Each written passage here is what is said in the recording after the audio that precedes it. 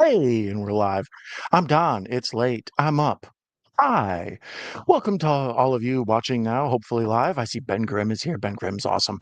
For those of you hopefully watching live on YouTube, otherwise checking out the replay or on your favorite podcast provider. There, I was professional. That was exhausting. Let's watch some In the Mouth of Madness, right? Well, I was going to say some John Carpenter, Sutter Cane. Speaking of Sutter Cane, my friend Ben Grimm is here, and he says, "Do you read Sutter Cane?" We'll discuss what that means. We'll discuss the awesomeness of that and everything. But yeah, we're gonna watch this tonight on Tubi. Let me turn this off.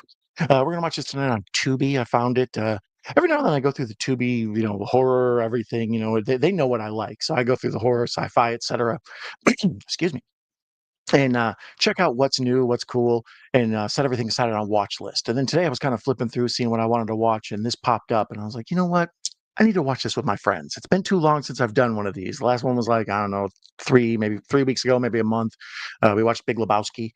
So I suggest you go to the Night Owl Movie Talk YouTube page and check out the entire catalog of these movie live streams, watch along parties. I believe we've done, oh boy, I think almost 90 of them now. So if you include everybody else and the other people that I've done this show with on their channels and stuff, well over 100 films to watch in most of the playlists you can find for this.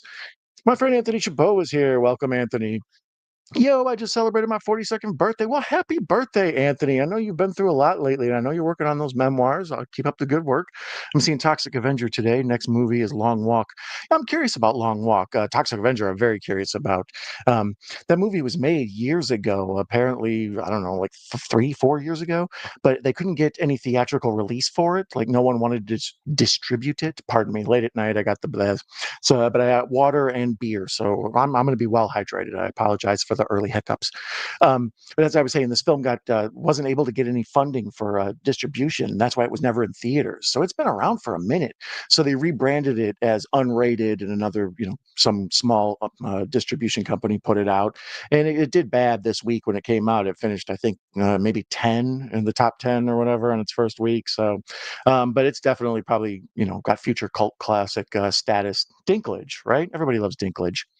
Anthony also says, it's been 2 months since Brianna passed. Oh, I know. Like I say, you had a rough year this year. So, happy birthday. I appreciate you hanging in there and keeping on. Speaking of me keeping on, I need to keep on with what I'm doing here, which is watching John Carpenter's In the Mouth of Madness. Uh, Carpenter's awesome. I'm a big Carpenter head. If you look at the other films I've watched watch-alongs of, it's all The Thing, The Fog. Basically, I love me some Carpenter. Why get into it? But They Live, I did. But Tonight we're gonna watch In the Mouth of Madness. This is still prime Carpenter, right?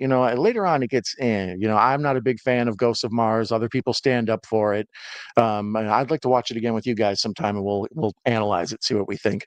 Um, well, also, I wasn't a big fan of what's it called, The Ward or whatever, with Amber Heard. It's like a woman in a mental institution type thing. It's a scary-ish, but mildly predictable to me personally. But um, Prince, aka Prince Cash.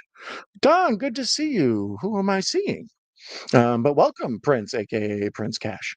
Princess Cash. Sarah's here. Welcome, Sarah. I'm glad you could be here. Yeah, with me now doing shows from the East Coast instead of Central Time, my little bit later start time allows for me to bump into you. So, or a little earlier start time, I should say. So, yeah, Sarah's joining us from what are you, 1 hour ahead of me, I think. Um, Anthony says, hello, hello. Good to see you. Anyways, back to what I was rambling about here. So I'm going to get In the Mouth of Madness started. It's on Tubi. Let me put this mic a little closer so you can hear what I'm saying. Let me know if the sound is okay for those of you watching and listening now. This is a new microphone. I have the better one, the studio quality mic, but I find it's sketchy when I hear the replay. So I don't know if there's a lag real bad. So hopefully this will cure that lag problem. So let me know if the audio is okay. Um, let's go to Tubi. Where are you at, Tubi? There it is, Tubi. Tubi's a blessing. Like we got so used to no commercials, and then Tubi came out, and they're like, we got pretty much everything except you got to put up with commercials. And I realized that they don't bother me that bad.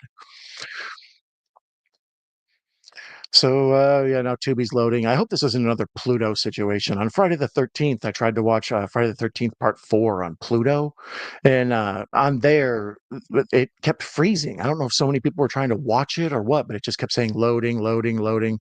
So, hopefully that's not a situation we have here. Let's get over to my stuff. It's always nice I got my stuff. It makes me feel so at home in these places. My list. My Tubi list is very impressive. I got The Last Dragon. You guys ever see The Last Dragon? That one's awesome. The Glow. I got the regular Toxic Avenger. I got King of New York. All movies I've seen like 20 times. Dog Soldiers, Exorcist 3, Last Broadcast, The Howling. But pretty much all stuff we're going to watch on this channel sometime. That's why I set them aside. It's like, you know what? I need to watch these with my homies. Dark City. Uh, why am I not finding In the Mouth of Madness? Where are you? Where are you? So many good movies I've set aside. Beat Street. Y'all ever see Beat Street? Willy's Wonderland. Interesting movie, Willy's Wonderland. I dig it. Better Watch Out. Awesome at Christmas time. There's In the Mouth of Madness. Sheesh, I set aside too many movies. Anyways, oh, here's my friend Anthony Chabot says, say, there's VHS. Anthony, oh my God, I'm awake for a Don stream. It's only 1:30 here. Okay, yeah. I saw Weapons. It was awesome. Yeah, I want to see Weapons. It looks really good. Anthony says he's also thinking about moving to Pennsylvania. All right, well, I hope that works out for you. You have a good trip.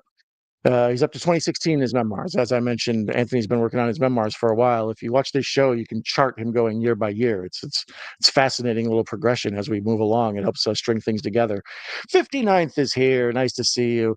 59th, if you have anything you'd rather call, I'd call you than that. But that's what just we all have been calling you. But I don't know if you have a different preferred moniker, let me know. But otherwise, 59th, nice to see you. That man's he's awesome. He's always fun to talk to. He's got crazy stuff to say in my comments. He makes me laugh all the time. Big VHS man. Getting my computer set up. The movie is great. Yeah, I love me some John Carpenter. And then this one, like I say, this is sort of right at the end of his peak run where he just dominated. You know, the Halloween, The Thing, The Fog, Escape from New York. I'm not as big of Prince of Darkness as other people, but other people are insistent that I would love it. So I think I'm going to watch that with Horror Cat Dad one of these days. Also, They Live. You can't go wrong with They Live. If you remember, I told you in later live stream that I was naming for Purple Rain dude, and you were watching for. Oh, there we go. Nice to see you. Welcome. Yeah.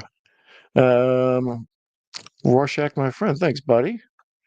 Dark City, the creepy black-eyed kid chattering his teeth. Love that. Me too. All right, so I'm going to go ahead and get this started. This bad boy, like I say, is playing on Tubi. It stars Sam Neill, Julia Carmen, Jürgen Prochnow, and David David Ellipses. So good for David Ellipses. But I'm going to go ahead and just press play on that. So if you want to join me, I'll give shout outs every now and then to time markers, but we'll be talking about specific scenes. If this is the first time you've ever joined me, oh, sorry about that. I got my face all disappeared. If this is the first time you've ever joined me for one of these, I analyze the hell out of these movies. Some of my favorite films that I've seen over and over and over, I like go back and think like, well, what did that do at the box office? Was it popular? Did it make any money? What did it cost to make that? Did the critics like it? You know, I examine it from that level, but then I also go down to the micro level and kind of say, well, what does this scene mean? Or what was Carpenter's point with that? Or what's the reference here?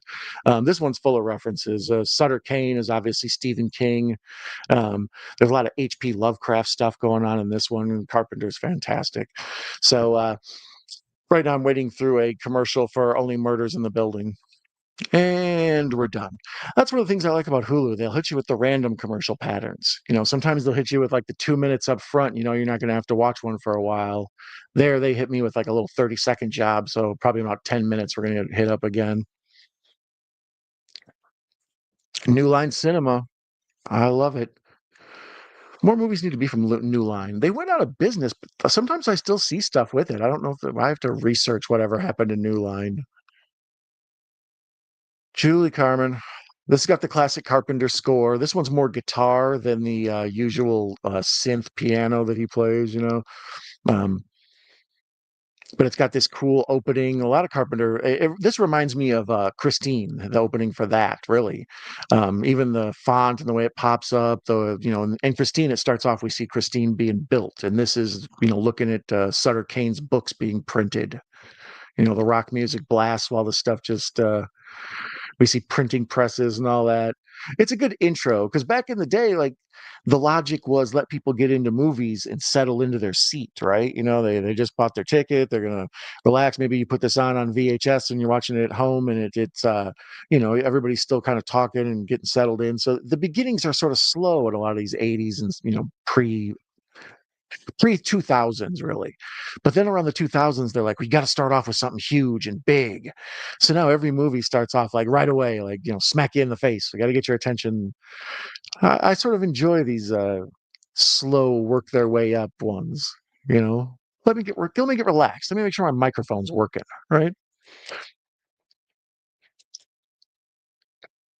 Prince says, thoughts on Escape from the Movies with Kurt Russell. I'm 50-50. Escape from New York is one of my favorite of all times. I did that one recently, I don't know, 2 streams ago or something. I love Escape from New York. It's maybe one of my favorite action movies. It's right there with Die Hard. It's a classic.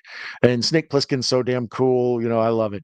But then Escape from LA is more of like a parody almost. Like Kurt Russell's still cool, but like the outfit just looks kind of weird and fake and plastic, and a lot of the like just effects are very overly cheesy. As where Escape from New York had a lot of realism. Um, but of course, I dig the Pam Grier character, and I dig the Bruce Campbell character, and Steve Buscemi in anything is always awesome. But yeah, I don't know. Escape from New L.A. is another one. That's when Carpenter starts to be not as good to me. Same as like I say, Ghosts of Mars and some of his other stuff. But like this and They Live and all that, he's at the peak of his game. So Carpenter's the man, though. I've met Carpenter twice. I've seen him 3 times at conventions. He's awesome. He's hilarious and funny and weird.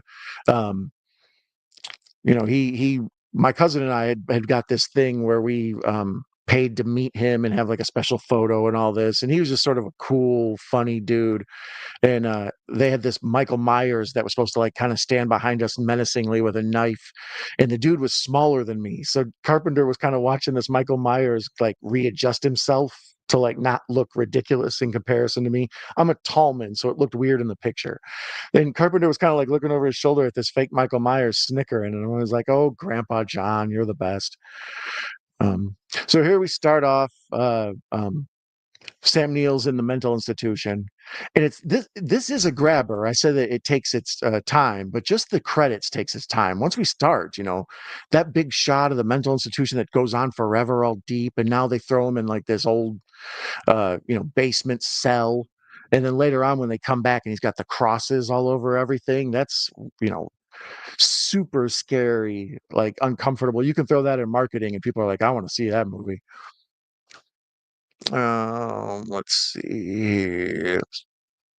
AJ Lee's coming back, almost a reality Becky is fudge. Yeah, I'm curious about AJ Lee coming back. I've always liked her, and I'm a punk fan. I know a lot of people aren't, but it's interesting to me she's coming back. I'm assuming they'll do something then with Seth and Becky and whatever. But that's interesting. I haven't watched wrestling in a while. I follow it through podcasts, but like I checked out the first Raw on Netflix, and like every now and then a big pay-per-view will come up, and whatever. I saw the whole John Cena turn because I was like, why? All these years, I finally want to see it, and then it was boring. Let's see. Speaking of box office, I'm enjoying your posts on weekend releases and box office polls. Well, thank you. I didn't know if anybody would care about that stuff. I always find that interesting. Like, what do people want to spend money on? One of the weird things about movies is the strange balance of trying to make art and art that makes money. What could I make that someone likes enough to pay me money to watch it? So, I box office, that's why budget always is interesting to me. It's like, well, yeah, they made $1 billion. They spent 500 million to make it.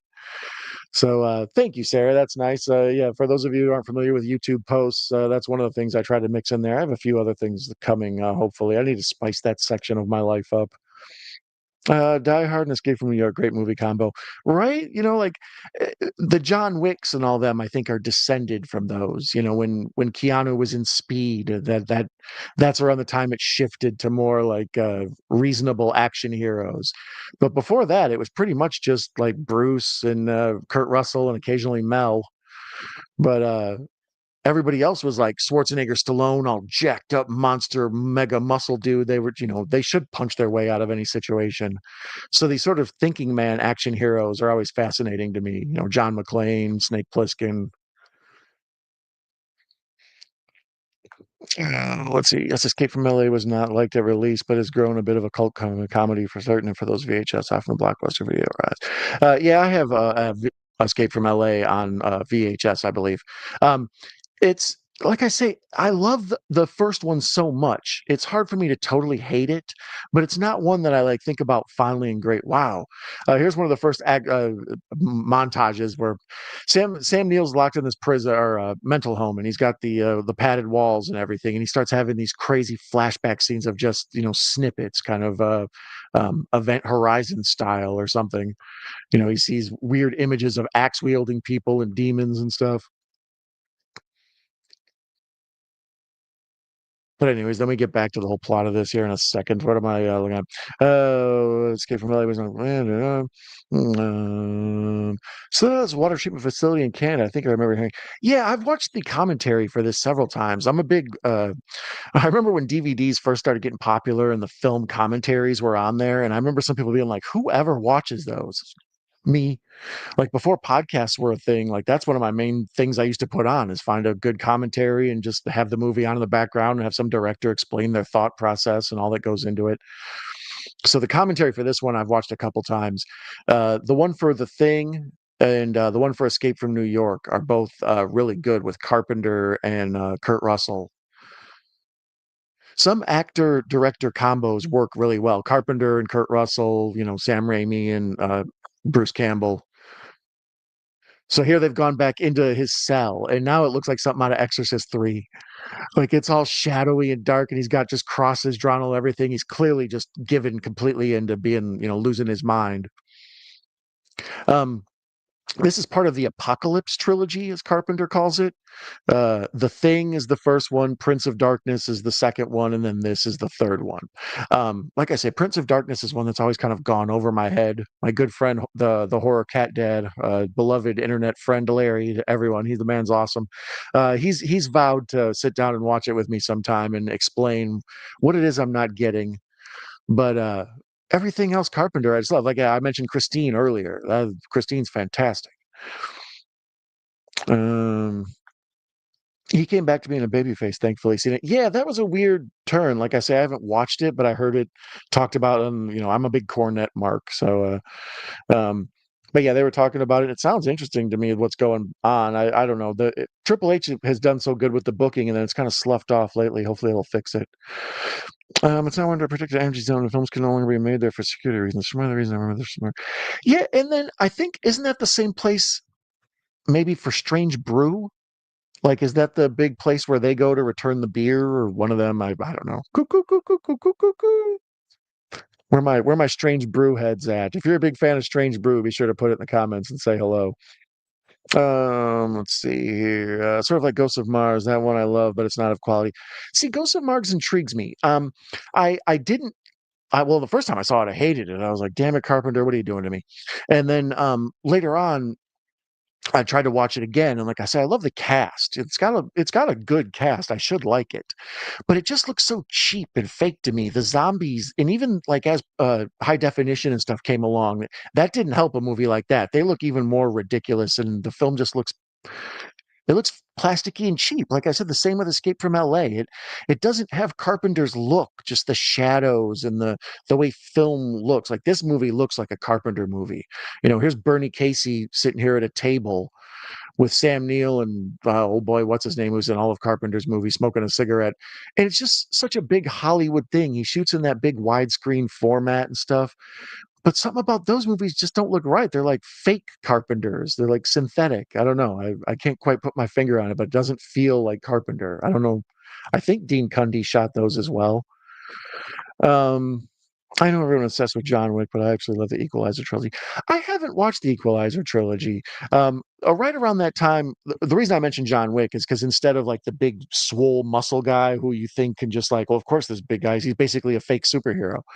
But like Keanu is very believable that he looks like an everyman.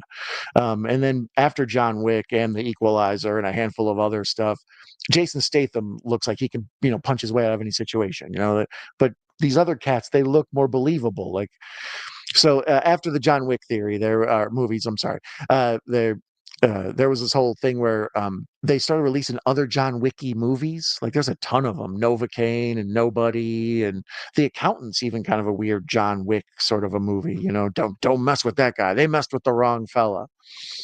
Um, but yeah, prior to that, you had to sort of be this big buff, like specimen, steroid, jacked up person to be an action star. Brandon Lee tried and then tragically wasn't with us anymore. But Dolph Lundgren, Steven Seagal was the one I never got. He looked very fake to me. But then Van Damme, like I say, just muscled up to the, yoked up like crazy HGH monkey. So here's the whole thing. The plot of this movie is basically this famous author who's a ripoff of Stephen King. Carpenter and Stephen King are buddies. They work together in various stuff, Christine, etc. Um, uh, Creep Show. I think Carpenter was involved in the early creation of that, and then he bumped off for George Romero to come in, something like that. Anyways, so in this one, the Stephen King type character goes missing, and then his fans start murdering people. So there's all these like Stephen King like knockoff books. They look just like the Stephen King old school paperbacks. Like I have a whole bunch of them. Uh, and the art all looked the same, and Stephen King had his own font, so this Sutter Cane is exactly like the Stephen King font, and then the way the art looks on all of it. And later on, they figure out you can piece it together and find a map, and they end up going to Hobbs End, I think it's called, and it's basically like a H.P. Lovecraft town. Hobbs End is like basically Castle Rock, except it's not quite as Stephen King. It's a little Lovecraftian. Here's the awesome dude that most people remember from this movie. Bernie Casey and Sam Neill are having lunch. You can see out the window this crazy person is walking from a bookstore across the street carrying an axe. So our heroes of the movie don't see him, but we do. So there's all this like Hitchcockian suspense that keeps building as we watch our people about to get murdered and they don't even know it. And this cat busts in the window and he says, "Do you read Sutter Cane?" "Look out, Sam Neill. Who's going to rescue the dinosaurs if you get killed here?" And nobody can kill Bernie Casey.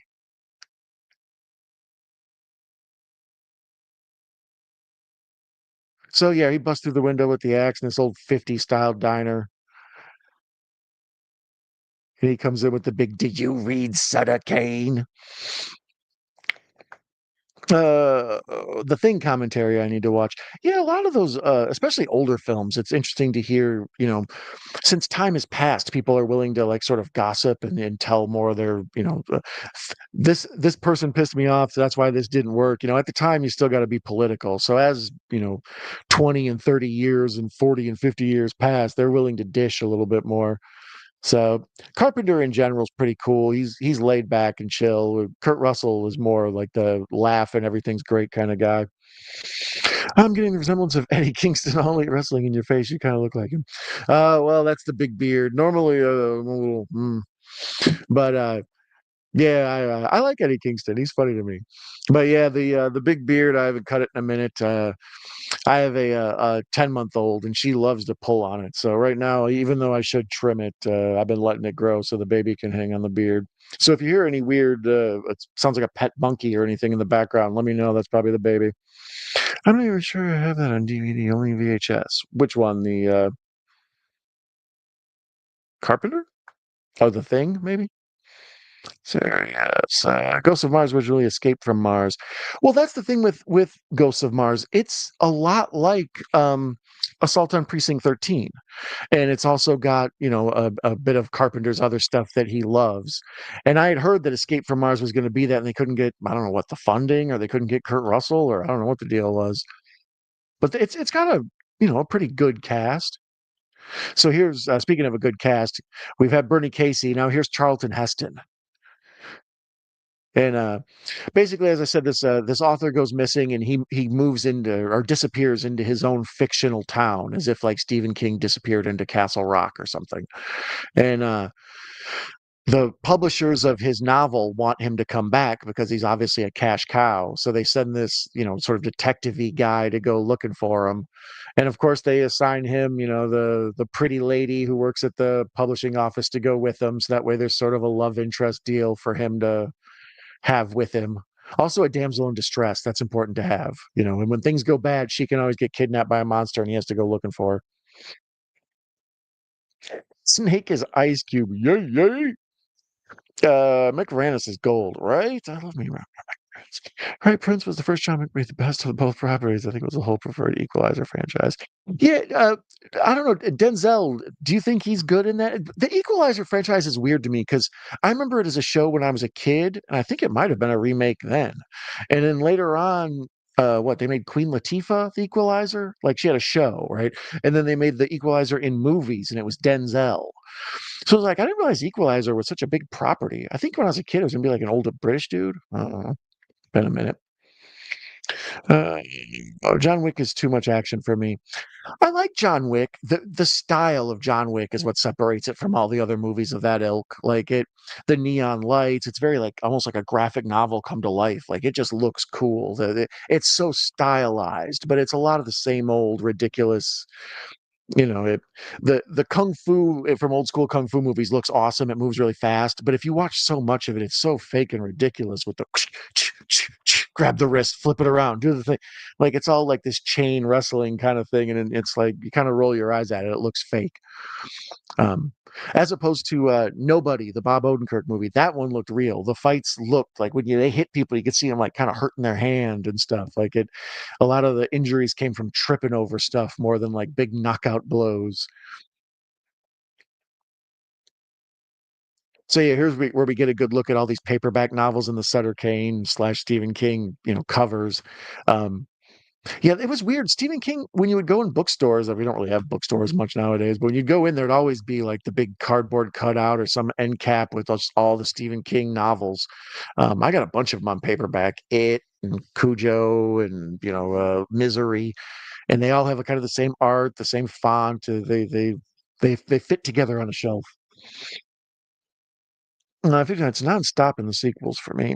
Try the night comes for us. Directed by Nobody too. You'll have a bloody good time. The night comes for us. All right. I'll add it to my list. Mothers have told me about the sequels. It becomes a kill count movie outdoing the previous each time. Yeah, I mean, like I say, the idea of they messed with the wrong guy. That's been around since at forever. But like, I think of Bronson because that was when I was a kid. Death Wish. It's like Dirty Harry always. Um, so the pissed dude going and getting revenge has been around my whole life. I love Desperado. That's one of my favorite revenge. Speaking of revenge, you ever see Kevin Costner in Revenge? That's a wild one. Same deal. But the guy, someone who gets their ass kicked and just has to go, get vengeance. They messed with the wrong one this time. Um, but some are just better than other. It's interesting to see the cycle. They go in fashion, they go out of fashion. But I will definitely check out that one you recommended. The Night Comes for Us. Uh, GoldenEye 007 is good enough for me. I stay in the past. Yeah, James Bond was one of those things I watched so much when I was a kid, and then now actually I don't even know if I've seen the most recent Daniel Craig one. But yeah, Bond was it's changed so many times.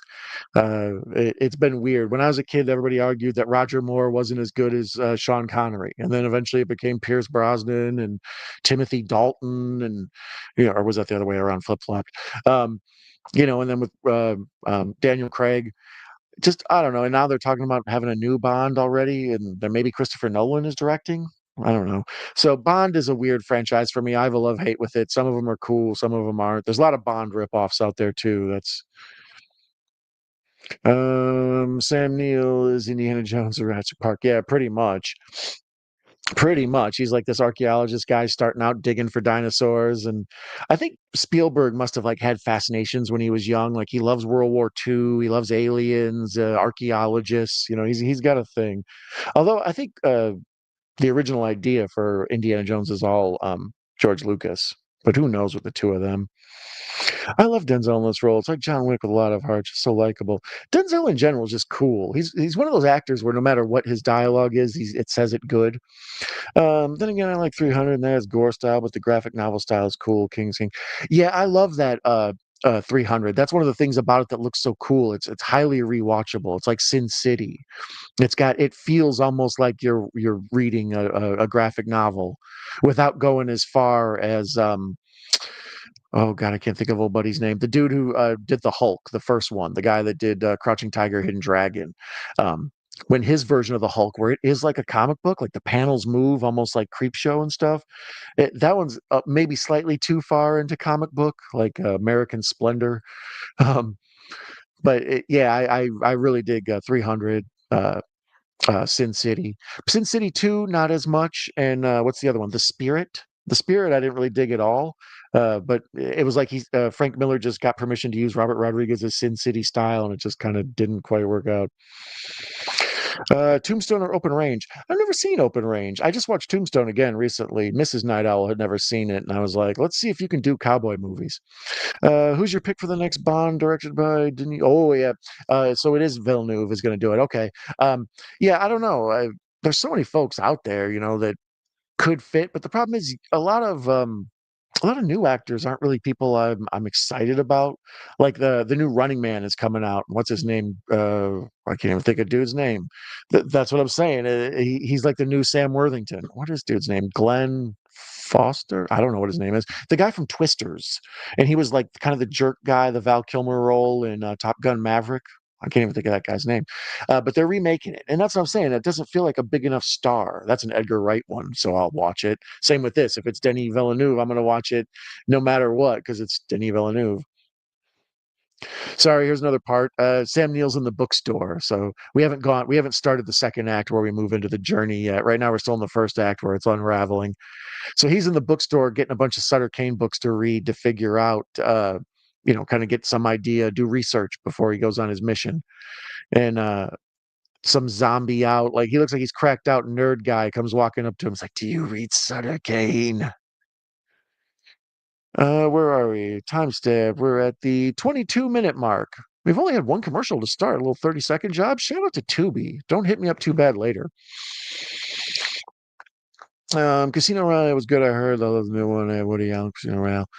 Um, Damn it! I had a Bond the other day too. Who was it? I don't know. If it comes to me later, I'll shout it out. But I did have a Bond pick the other day. I was like, he'd be a good Bond. The Rock is Bond. He has done the Tooth Fairy. Ang Lee, thank you. I was drawing a blank on his name. I've been inundated with a lot of Korean stuff lately, and my stupid American brain has trouble keeping track of different names. Glenn Powell, thank you. You've got my back, Prince. You are the unofficial co-host. Speaking of the unofficial co-host, I recommend any of these names you see popping up. You go to their channels, check them out. The chat is the unofficial co-host. There's this cool thing apparently on Google AI. If Go in there and check yourself. I put in Don Nichols Night Owl Movie Talk, and it spit out a description of me, and it described how I host live watch-alongs with a live chat. So you guys are famous. Um, and on there, it explains like I watch cult and horror movies and stuff. It's very fascinating to see like how much the AI knew about me and what I'm doing here, is even as small as I am. So yeah, if you have a YouTube channel or you're doing any sort of pictures or music or whatever, use that Google AI and see if you're on there and what they know about you. It's kind of fascinating. Um, but yeah, the unofficial co-host of the show is our friends here in the chat right now. Prince, 59th Survivor. My buddy Ben was here earlier. Sarah Campbell is here. Sarah's the best. What the heck is my? Oh, I think my computer came unplugged. So if I have to stand up and plug it in, forgive my butt. Um, so here's where it starts to get actually like we go into Scaryville. Right now there's just been little snippets of Scary, other than that whole stuff up front with him with the crosses all over his face and the near death axe attack. But here he turns down the alley, and there's like just a gang of zombie people and the whole do you read Sutter Cane and they're attacking these mugs with axes and they're like, homeless people are super scary. In the 80s, there was a big class struggle and there were a lot more homeless than there usually were. At least they were out front more. And there's a lot of scary homeless people from movies in the 80s and 90s because of it. After a while, they were like, that's mean to do to people who are down on their luck like that. So there, we just saw a big homeless people massacre with the big axe slaughter and somebody with their finger missing. Yeah. Bond 25 is going to be written by Stephen Knight from Peaky Blinders. I have high hopes. What are you beeping about? Why are you beeping, computer? I don't know what your problem is. Let me make sure this is plugged in. Pardon my butt. Let me try. Actually, I'll leave this up so you don't see my butt.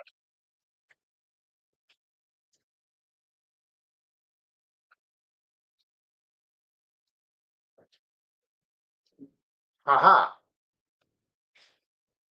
Tech problem solved. Not only host the show, not only produce the show, not only write the show, not only social media expert for the show, also tech support.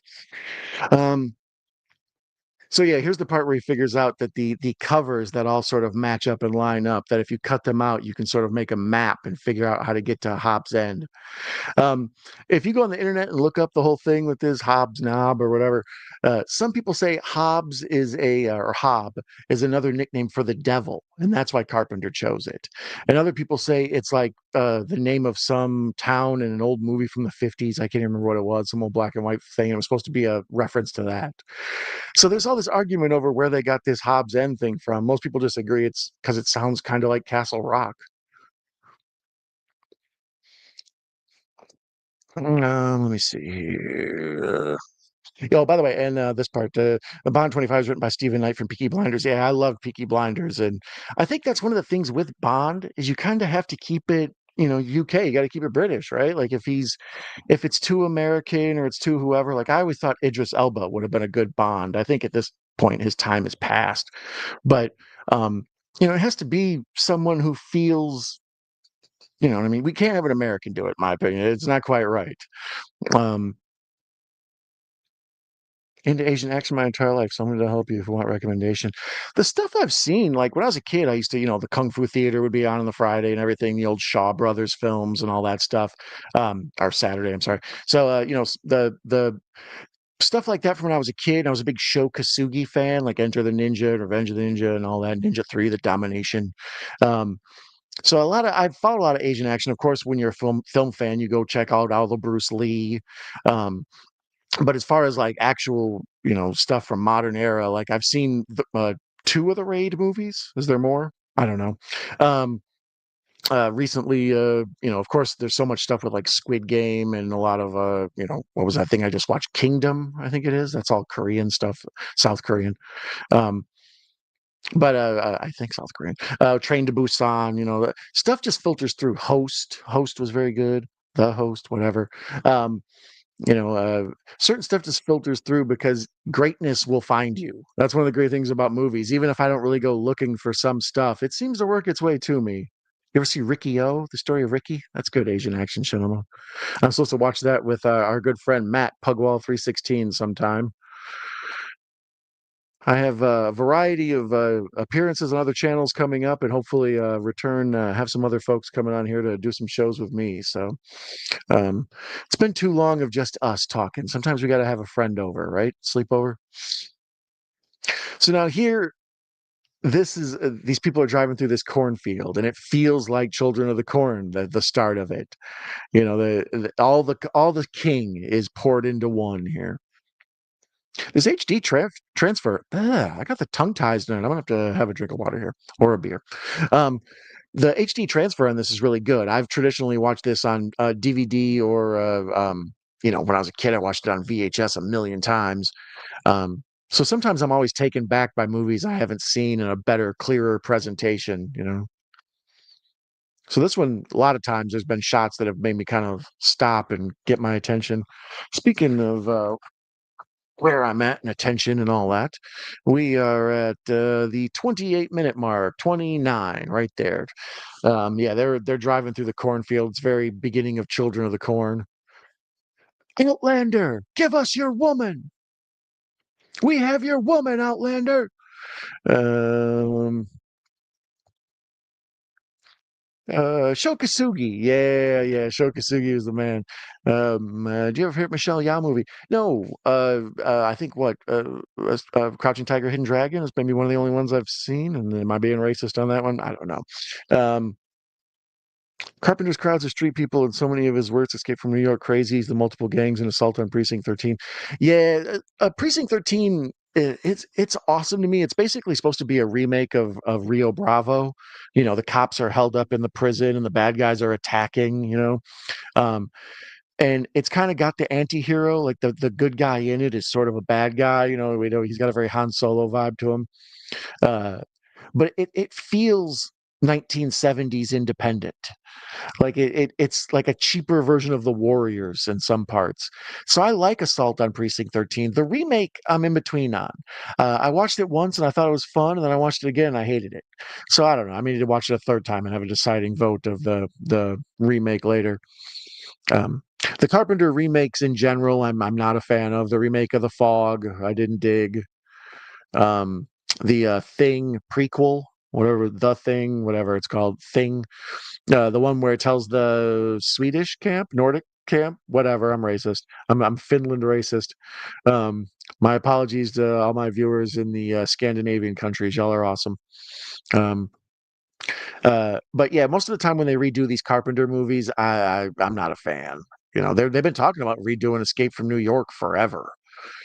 For a while, it was supposed to be Gerard Butler, I think maybe was Snake.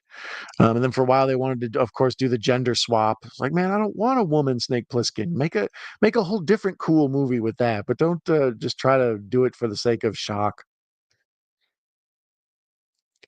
There's the weird part where there's this kid on the bike and he goes riding by.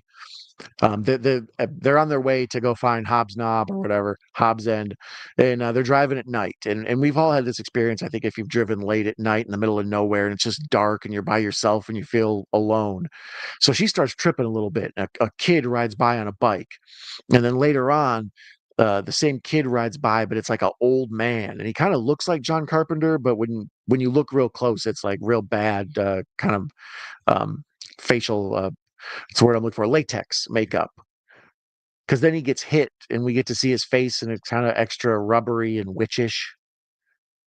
Yeah, a lot of people think that's Carpenter, but it's not. It just sort of looks like him. Although it does kind of look like the Carpenter at the beginning of Body Bags. Speaking, there's another one, Body Bags. I didn't watch much of Masters of Horror as far as Carpenter goes. I would like to go back and watch those. I know he did a few one cigarette burns or something that were supposed to be really good. But yeah, I do agree with that 59th. Carpenter's crowds of street people, he just it's something to be afraid of. Folks don't like poor people. They're afraid of what they might do to them. Have I seen any Sonny Chiba? I have seen a Sonny Chiba. I have Street Fighter, Return of Street Fighter. What's the second one? And then Sister of Street Fighter. I basically have the trilogy that Clarence goes and sees on his birthday in True Romance. After I saw that first Street Fighter where Sonny Chiba rips that dude's junk off, I was like, these movies are awesome. And okay, so there's the part, yeah, where the kid on the bike gets hit, and we see it looks like an old, like kind of rubbery witch face, but it's still got the kid voice in it, so it's very spooky and haunting. Um, Ben says, ever see Lockup? It's basically Escape, but in a space prison. President's daughter gets kidnapped at the prison, and they send a guy to get her. They got sued by Carpenter for straight up copying. Um, Lockout, I mean, yeah. No, I've never seen it. I'm interested. That sounds good to me. Um, what's the one? Never mind. I'm gonna get into a whole subgenre of people in prison movie. It's like there's one with Guy Pearce that I remember I didn't see, and then there's the one with Stallone and Schwarzenegger, and they're both in a prison. I don't know. There's a handful of there was a whole bunch of futuristic prison movies that came out, and I never got up to them. Anyway, so yeah, here they're still in the car. This is like a perfect road trip movie. We had the first act where he explained, what's going on. Here's the people. Sutter Cane is missing. Here's the folks we're going to be caring about, and then they go off on their trip, and it's Act Two. Basically, act one is the beginning. Who are these people and what's going on? Act two is the body of the story. Somewhere in the middle of the body, there'll be some sort of tonal shift that makes you interested for the rest of the movie. And then the third act is just wrapping it up. So there you go. There's a quick free lesson in the story structure for you. Uh, hey, Russell is here. Nice to see you, Russell, my friend. Russell is the YouTube master. If I'm looking for any movie and I need to find it, he can find it there. 59 seen Akira. The anime stuff are when I was a kid, it was racistly called Japanimation. Um, but yeah, I've seen Akira, Wicked City, what's it called? Ghost in the Machine, Ghost in the Shell, Ghost in something. Somebody's got a ghost. Um, but yeah, the biggies I try to check out, right? Because like I say, greatness will find me, even if I'm not interested in animation from a foreign country. It's like if it's great, it'll find me some way. So here they've driven all through the night, and she's sort of fallen asleep, Mothman prophecy style, and they wake up at the front of a old school covered bridge, like one of them old wooden deals, like you see in the calendars of Vermont and whatnot. And we're at Hobbs End. Speaking of Hobbs, my friend Hobbs Horror, shout out to him. Shout out to my friend Mr. Bones and the whole Boglin crew. You know who's underrated is Internet Kaiju or Interweb Kaiju. Casey, that guy's the man. Shout out to Lamonia Demonia, all my peeps. Um, Evangelion is the shit. I've never seen that. People tell me to see that one all the time. I need to check that one out. Um, when I was a kid, I already forgot the name of it. I used to watch some show when I was a kid, and Professor Macabro had to help me figure out what the hell the name of it was. The Ghost in the Shell, yeah, it's Aphex Electronics remixed that. Yeah, there's I'm pretty much just straight up things from the 80s and 90s and thousands, anything that has a cult following, anything that like gets on people's radar and you need to check out, um all sorts of stuff. People will say, "Have you seen blank yet?" And I'm like, "No." Like just now, when we've had a handful of movies recommended during the show already. I usually go back on the remix when I put in the chapters and stuff and write down these movies so I can see them. That's the best. My favorite movie is word of mouth. Trailers kill everything. Trailers, they tell you nowadays they want everybody to see a movie, so they try to put the best thing from the movie in the trailer. So by doing that, they often ruin the movie. Like I've seen all the good stuff before I get in there, and sometimes I've even seen the ending.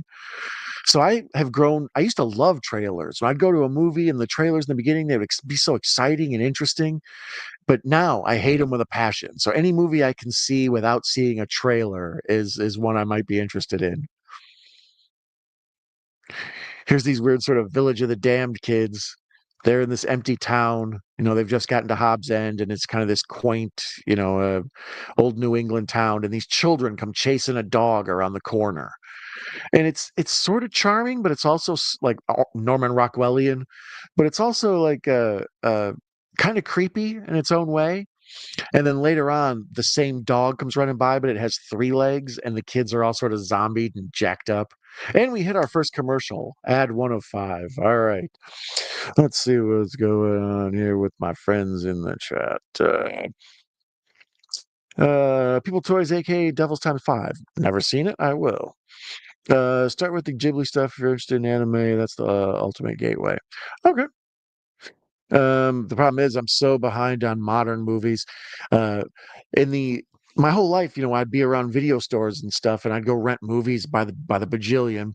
And then when you could buy movies, there was, you couldn't really own home movies before. They were very expensive on VHS, and the DVD revolution kind of made home movies more like a home media collection more possible. And then in the early thousands, I worked at a video store, so I had like endless movies and stuff. So I accumulated such a big collection over all those years that I've spent like the last decade just watching the same like 1,000 movies over and over and over again.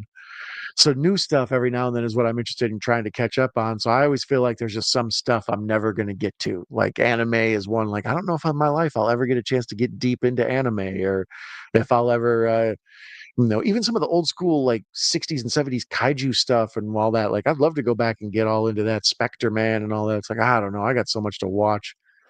I'm behind on the. I got 50 things on my queue for every website there is. But I will go with the Ghibli stuff if when I need to. Thank you, Prince. Otherwise, when I'm sure I'll throw it out, and my nice folks like y'all will help me find what I need. I'd rather watch Trome than the latest Oscar winner. Yeah, I love a good cult movie, something weird, something different, something that people talk about. The latest Oscar movies, I watch a lot of them just because I'm curious. Like, why are the artsy fartsy hoity-toity crowd? Why are they digging this? And it's usually some sort of smelling their own farts, pretentious nonsense about people learning to live together. There's a lot of like anti-racism movies and stuff. Everybody should watch this. It's all very touchy-feely and generic and bland. Meanwhile, you watch a good trauma movie and somebody will get hit by a car, and while their body's flying in the air, somebody will hit them with a baseball bat. It's like, there's something I remember. I didn't like that Flash movie, but them babies in the microwave haunt me for the rest of my life. What do we got going here? Add 5 of 5. It's wrapping up. They're really fishing. They tried to sell me Windows. They tried to sell me heart medication. Now they're trying to sell me a swimsuit, I think. I don't know what the hell they're trying to sell me. UFC, the Smashing Machine with Dwayne Johnson was good. Yeah, I'm intrigued by that one. That one's been getting a bunch of pub lately. The Oscar stuff always interests me because, like Sinners, right? I wouldn't know about that movie if I didn't hear it got so much great Oscar buzz. Um, Hot take: Sinners, not bad, not amazing, but not bad. Um, but the Smashing Machine, they say that Dwayne Johnson, he lost some weight. He's wearing this prosthetic face, so he looks more like the guy he's playing. It's a biopic or biopic, however you say it, of this guy who I think he had mental problems. I don't want to speak out of turn. Uh, a famous UFC fighter, a relatively infamous UFC fighter who, apparently was worthy of making a film about. And they say The Rock is really good in it. I think Darren Aronofsky maybe directed it. I don't know. Sometimes I make stuff up. And Mrs. Night Owl joins us. Mia says hi. Uh,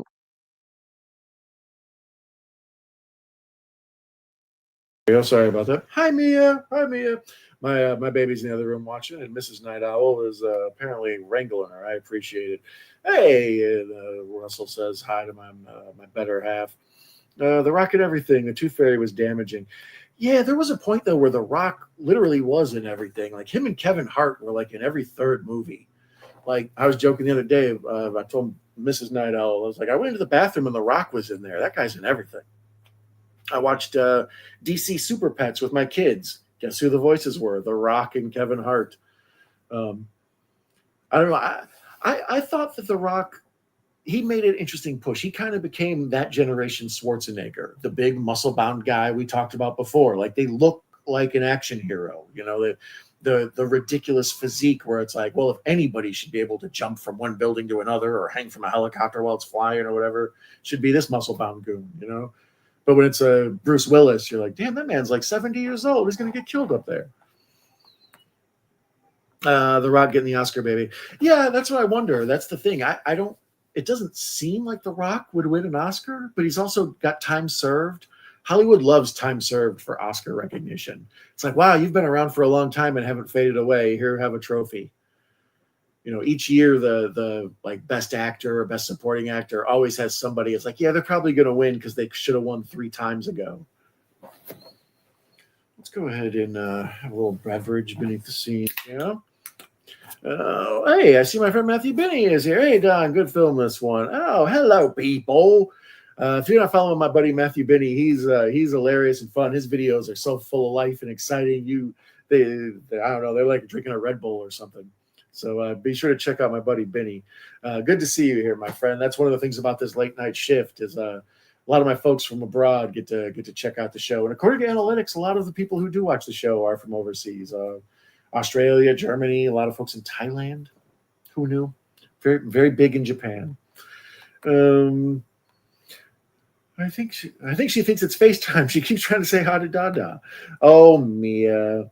It's by the Safdie brothers. Oh, the Safdie brothers or whatever, isn't that? Yeah, yeah. I knew it was from Oscar Independent Darling. Yeah, I was thinking it was Aronofsky, but I think Aronofsky's got something else coming out. That's probably where I got confused. But yeah, they it's the people who did what the Adam Sandler ones, the what's the Hustle or whatever, the something gems, stolen gems, hidden gems. I can't goddamn remember. Um, uh, I think that's them. Did they do the one where he's a basketball scout? And or am I getting them confused with some other brothers or the Smothers brothers? Shout out to them. Russell probably knows who they are. Sandy, Uncut Gems. There you go. That's what I'm looking at about. Walking Tall remake was good. Yeah, The Rock has been in a handful of decent movies. I don't know how we got on The Rock, but yeah, The Rock's been in a decent. I thought The Rundown was good. I thought he was decent in The Scorpion King. The one, not the his appearance in what are those movies called? The Mummy. Not that one where it's all bad CGI, but the one where it's basically a ripoff of Conan. He's decent in that. What's the one where it's like Skyscraper? I think it's called, where he's like an amputee and it's basically Die Hard, but it's or Towering Inferno kind of. All right, so now here, let's start getting back to the movie we're supposed to be watching. There's the crazy pack of kids we see chasing the dog, and he's outside of this big, huge church with this giant touchdown Jesus mural on it. Shout out to opening weekend of college football in America. And another big, amazing Carpenter shot. You know, like I say, the stuff of Carpenter I don't like is often lacking these big shots. And this one's fantastic. Just a huge low angle shot of this giant church. And then what's his name comes out. I can never think of this actor's name. Let's find out. Gosh darn it. Let's see if I can beat it to him. This actor's name. He's the guy who says, Danny boy. Danny. Where is he? Wilhelm von Homburg. He's Vigo. You know, Vigo. We've all seen the very majestic painting of the man. He is Vigo. There. So yeah, dude's all standing out here with this sawed-off shotgun screaming, give him back. And this is, yeah, little boy opens up the doors. And it's like, there's something about psychic kids. The wind follows them around. Their hair blows around like crazy. Yeah, this is all like fire starter kind of thing or whatever. And it's just, we're in the world of Stephen King / Sutter Cane. But it's all very Lovecraftian too. There's a lot of stuff with like the lady behind the counter at the motel, the bed and breakfast he stays at, where she's like murdering her husband. And she's like part like octopus woman or something. So here's Jürgen Prochnow, or however you say his name. He's great. He's one of those people where just his face, it's like Vigo. His face just puts you in a mood. You're like, oh, we've encountered trouble here. This stern-faced rascal has shown up. And then these Dobermans show up, and it turns into the Exorcist here or the Omen here for a second. These dogs come chasing everybody. Shout out to scary dogs everywhere. We're all terrified of you. Safdie. Yeah. Okay, so they are the guys I'm thinking of. Hercules, how about that? I never saw that Hercules. Wasn't there a competing Hercules around that same time with Jason Momoa? Or no, he was Conan, right? There was another Hercules that came out around that same time, and I can't remember who played him. Was that him? I don't know. When movie production companies try to mess with each other, like we have a movie like that, and they put out two movies that are pretty similar right next to each other, it muddles the marketplace and it messes up my brain. You know, there's a lot of times where it's like, oh, we've got this movie coming out. Okay, we've got this movie coming out. You want scary clowns? We got Terrifier. So they're in the bread and breakfast. They're fighting, not getting along. They've known each other for 2 days, and they're already a bickering couple. Oh, romance, you're fickle. But no, I didn't see The Rock Hercules, unfortunately. I kind of wanted to. I don't know if anybody's ever going to be Hercules after seeing Lou Ferrigno. He's my favorite.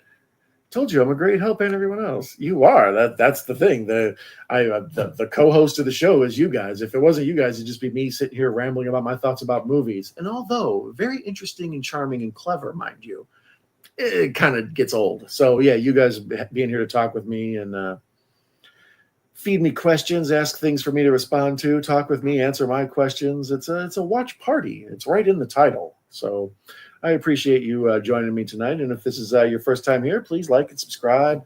Go in the comments, find the link to buy a Night Owl Movie Talk t-shirt. You know, the whole kit and caboodle. Hobbs and Shaw, god damn it. Oh, yeah, that one I never saw. I kind of wanted to. Him and Statham together seemed like they would be good. I saw whichever Fast and the Furious had The Rock. That was the thing with The Rock. Vin Diesel got real big in the 90s. And when that happened, I was like, I just don't see the Vin Diesel appeal. Like, the whole world was kind of like Vin Diesel crazy for a minute there. He between Pitch Black, is that what it's called? And the Fast and the Furious movies. And then he did one, Find Me Guilty, I think, where he played like a mobster. Yeah, the world went Vin Diesel nuts. And the whole time I kept saying, Vin Diesel nuts. Sorry, I cracked myself up. During the whole time I kept saying, well, The Rock is a better version of him. Like, he's a little more handsome. He's a little more swole. It seems like whatever they got Vin Diesel doing, The Rock should be doing, you know? It's like same with Lindsay Lohan. Emma Stone's a better Lindsay Lohan. She's just been replaced. Vanessa Kern, Helen Mirren, they're all better Lindsay Lohans.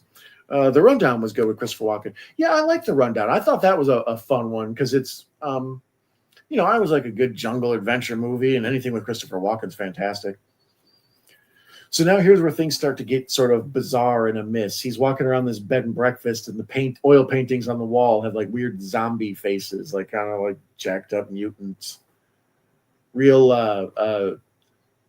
the folks in Total Recall who were exposed to the air or whatever, and their face got all messed up. That's what they all look like. Central Intelligence was funny.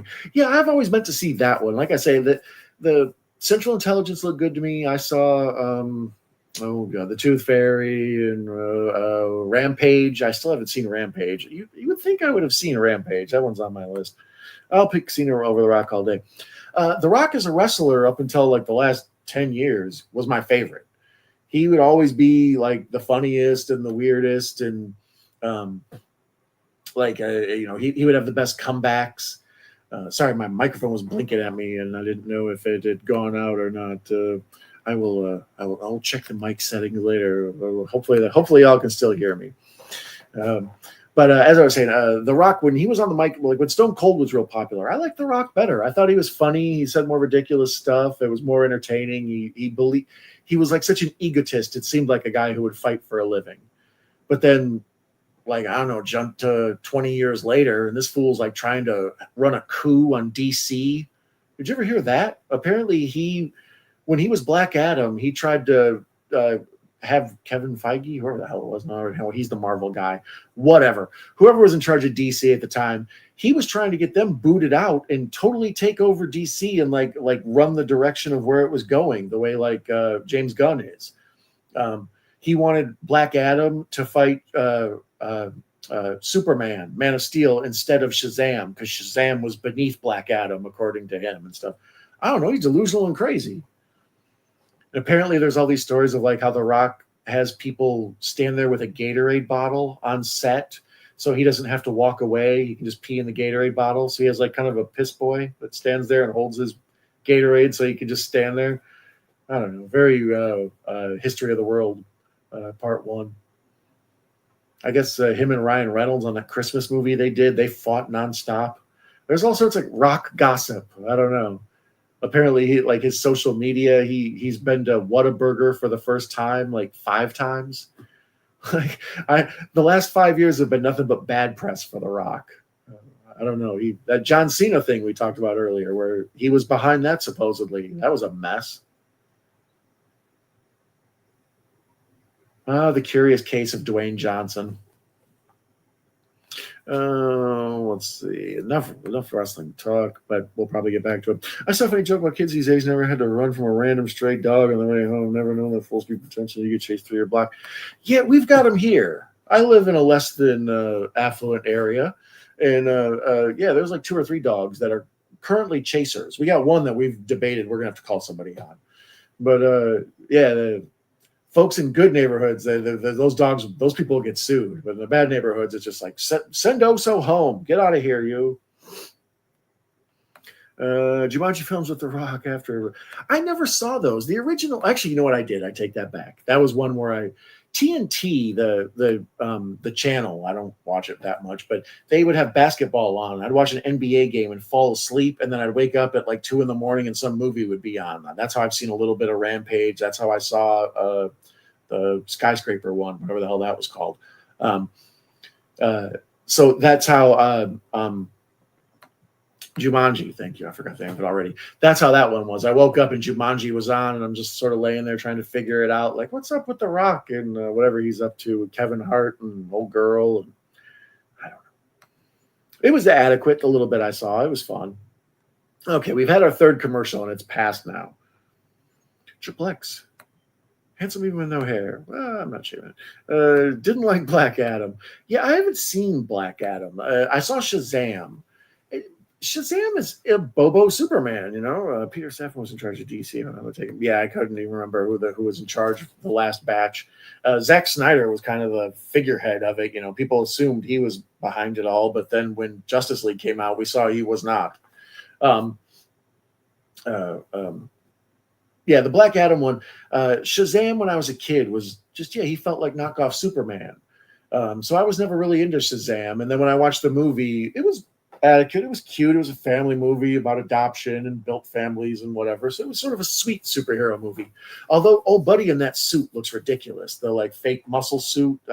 Zach Levi, is that who it is? Sure, I made that up. But he looks like a dude going to a costume party with fake muscles.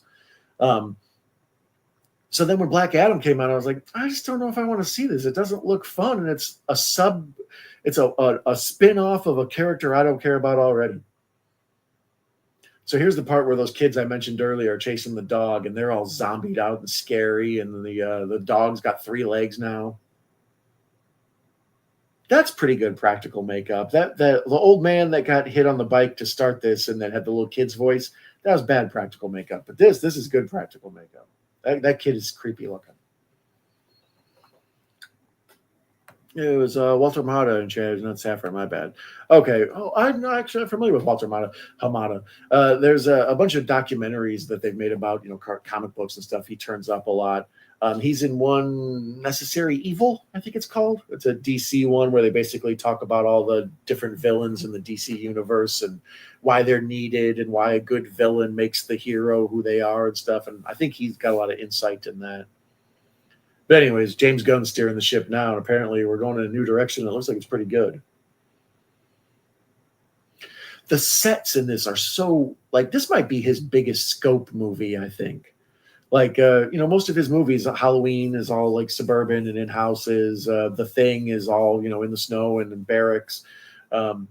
Christine's kind of moves around a little bit, but even that's a lot, like, in the junkyard and stuff. They Live, he gets around a little bit.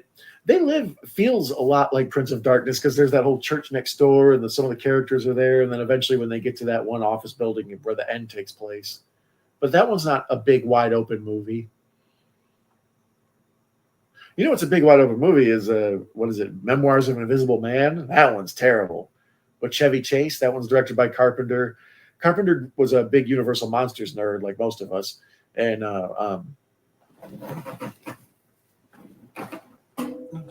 Universal Monsters, God love them. Big Universal Monsters nerd, so he wanted to do a Universal type monster movie, and instead Chevy Chase got attached to it and became sort of a silly comedy. And Carpenter also wanted to then prove that he wasn't, just only the horror guy. That's part of the reason he did Starman too. He didn't want to just be pegged as the horror guy. He wanted a chance to do other stuff. But let's be honest, he's the horror or sci-fi guy. Anything other than that, not so much.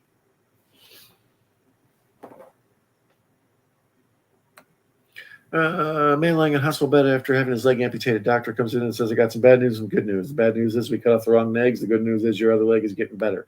But thank you, Russell, for the interjection.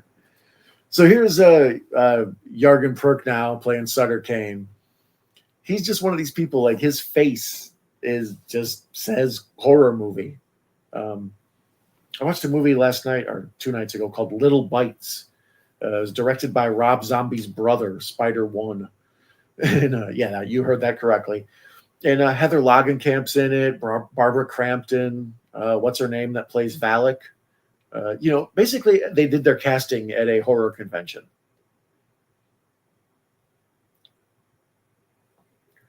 So here's awesome creepy part. She gets summoned to the church where he's at earlier. Another huge, big, great scene. Big, like well photographed, very deep set. Lots of like I don't know, almost Kubrickian. Like it feels very huge. And she shows up and he's playing this organ, and then the wall is sort of doing this David Cronenberg thing where it's like all slimy and breathing and I don't know, extra creepy and weird. Stuff from outtakes from a Ghostbusters movie. Speaking of ego. Don, I haven't watched this. Oh, you haven't watched Into the Mouth of Madness? Yeah, like I say, we've been discussing Carpenter all along, but this is one of my fave Carpenters. One time before, I tried to do Carpenter ranked. Let's see if I can do it now. I don't think I can. It's impossible for me, I think. Fave Carpenter is either The Thing or They Live. And then third favorite Carpenter is probably The Fog. No, probably this. Thing. Escape from New York. The Escape from New York's got to be right there too. See, this is so difficult. Carpenter's got so many awesome ones that when I start thinking about it, you would have to do a top 10 at least just to get Body Bags in there. Naked Gun 33 and a third. LOL. Indeed. Missing every day. Ozzy Badass Funeral with Randy Rhoads in heaven. Yeah, the Ozzy one's sad. It's weird. I try to be reasonable about the passing of celebrities. Some folks really kind of overdo it. And there's every now and when, even I just, the right Peter Falk, I felt sad about. When Ozzy passed, I was like, oh man, Ozzy died. That's a sad one. When Betty White passed away, that one hit me hard. I was like, damn, I feel like I know Betty. Prince of Darkness. I figured Elvis was waiting at the gates to give him a tour, Prince a tour. Speaking of Elvis, that's when Carpenter and Kurt Russell met. They did a Elvis TV movie together. I've never seen that one. I think I saw it when I was a little kid and wasn't quite into it. But I've always meant to go back and watch it because I love Russell and Carpenter together so much. So shout out to the King, Elvis.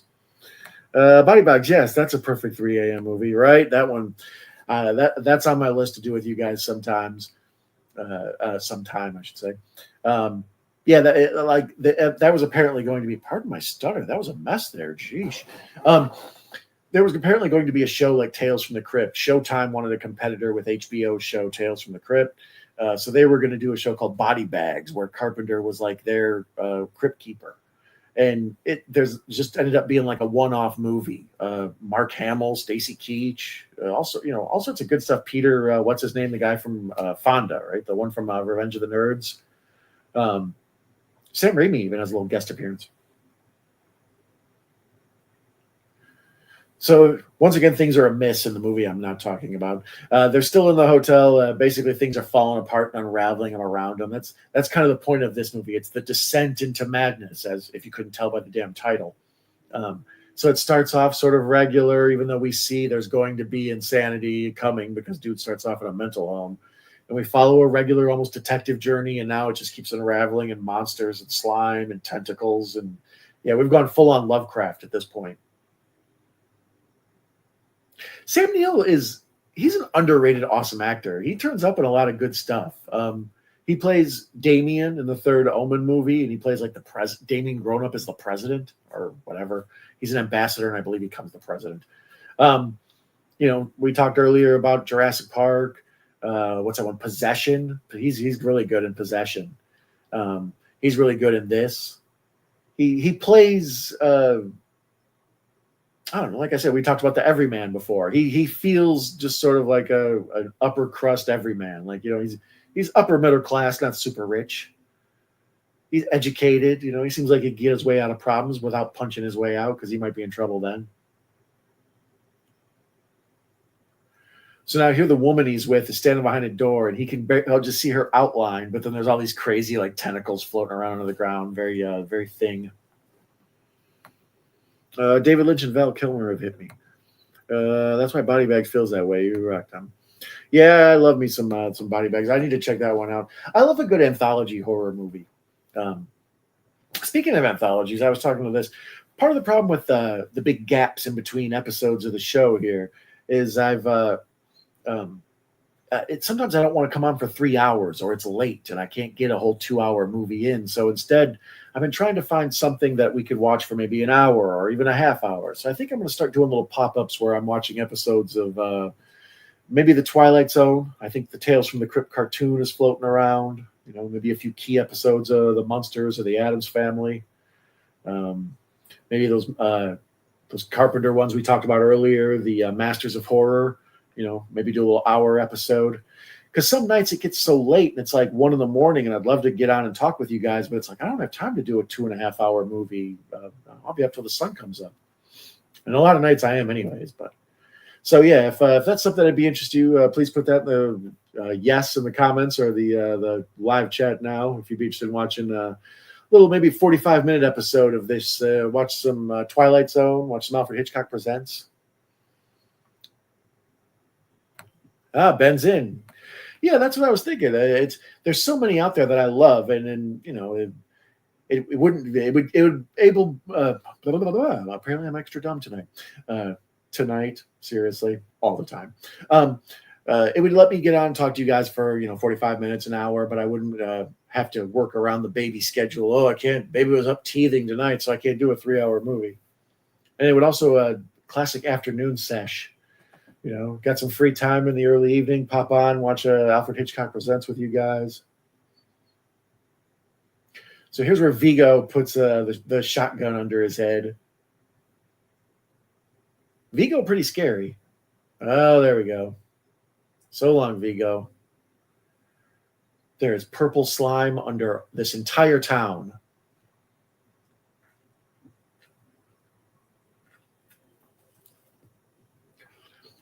We were talking earlier about Carpenter's ability to have scary street people. He walked out of the bed and breakfast he was in, and there was a huge crowd of people all holding torches. So even sort of northern New England folk with their sweaters and their galoshes. Here's a part where she steals the keys from him so he can't escape, and she eats the keys.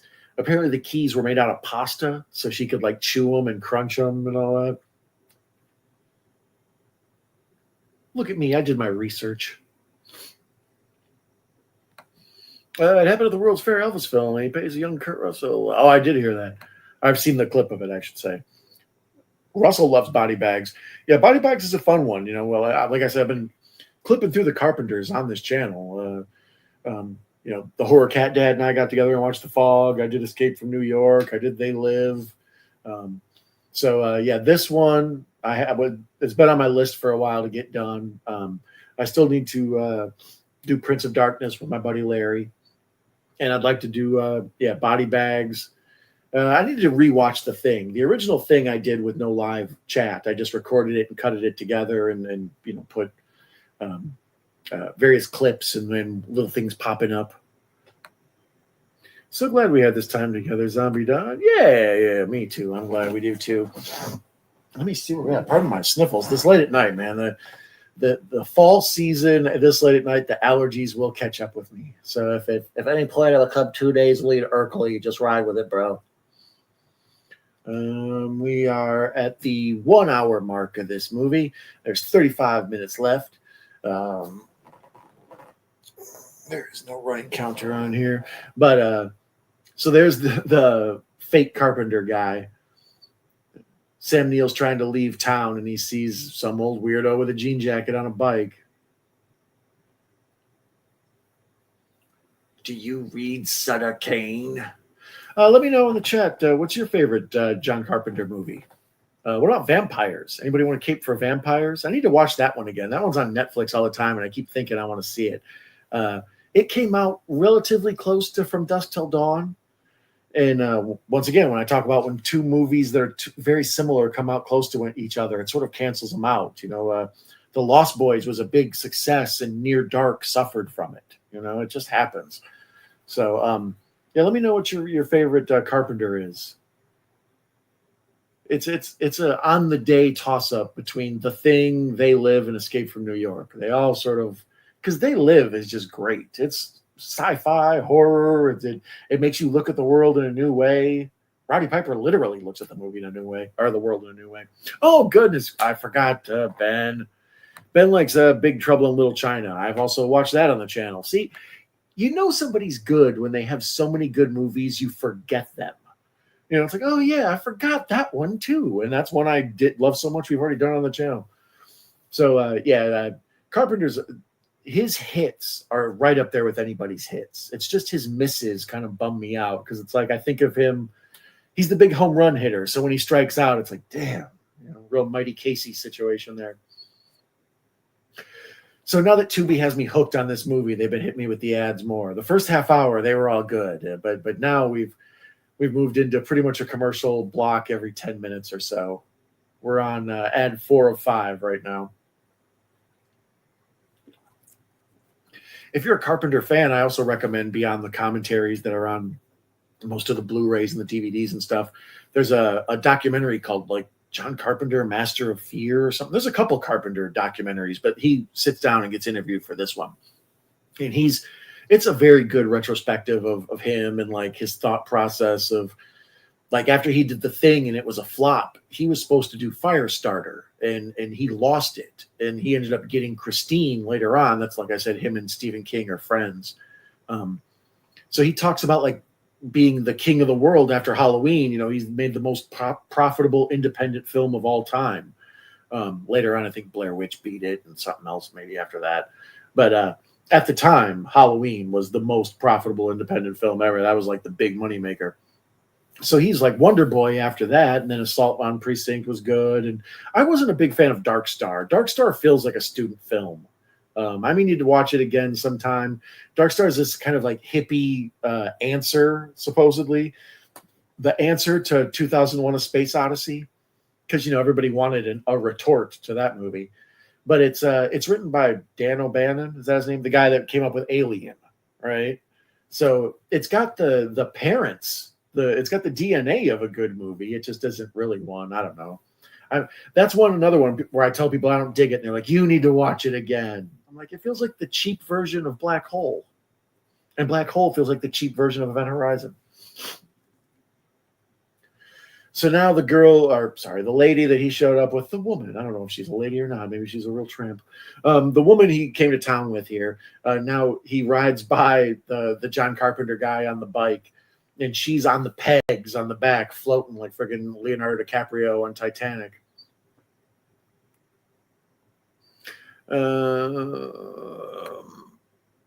Vampires with James Woods. Yeah, I need to watch that one. Love the Brit anthology from Tales from the Crypt. Yeah, the old classic. I've watched that one usually around Christmas time. John Carpenter has a new video game coming. Yeah, he's done a handful of video games. One of the interesting things Carpenter says is the video game for The Thing that came out for the PlayStation 2, I believe it was. He says that's basically the unofficial sequel to The Thing.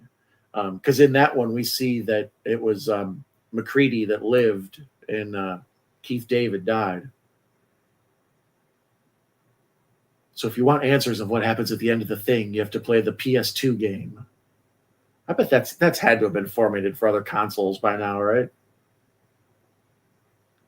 So we're just total descent into madness. He's trying to get out of town. He can't leave. It's the Hotel California.